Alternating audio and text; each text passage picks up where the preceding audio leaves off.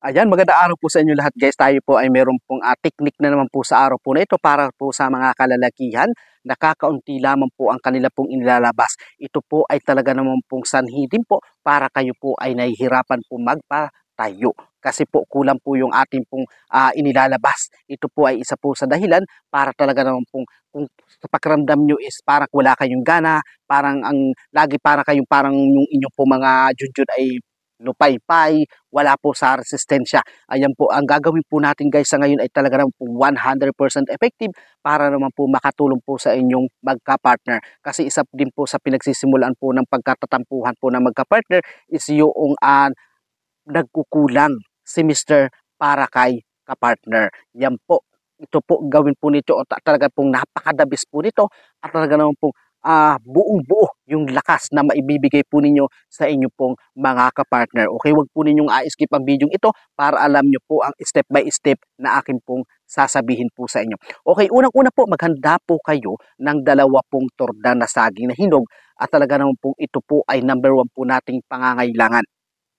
Napakaganda rin po nito guys sa ating pong katawan at bukod pa sa wala po talaga pong magiging side effect at ito po ay 100% po ninyong mararamdaman epektibo, garantisado. Okay? Huwag po ninyong palampasin guys ha. And then, maghanda po kayo, okay? Nabalatan po ninyo itong saging at ilagay nyo po ito sa isang baso. Yung inyo pong kapihan na baso guys ha, yun nyo po ilagay ito at gawin nyo po, baltan nyo po at durugin po ninyo. Basta durog na durog lang po. Gawin po nyo na durog na durog. Okay, di-describe ko na lang po. Dudurugin nyo po yung ito pong saging na ito at isa pa, pagkadurog po ninyo, lagyan nyo po siya ng maligamgam po na tubig. Okay, yung maligamgam na tubig.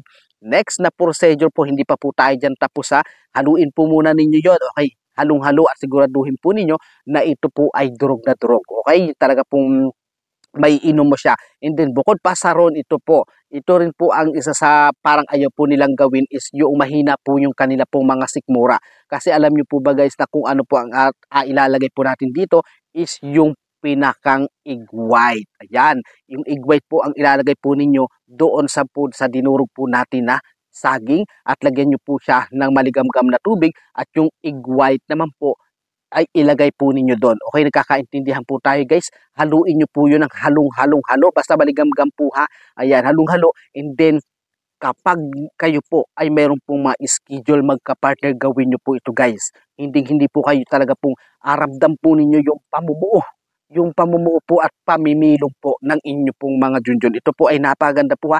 At subok na po ito sapagkat ito po ay pamparami po ng inyo pong mga gata. Alam nyo po ba guys na kaya minsan yung inyo pong napapansin po ang inyo pong mga junjun na parang ito po ay namamayat. Yung parang kung papansinin po ninyo, balat na lang po yung makikita po ninyo sa inyo po mga junjun.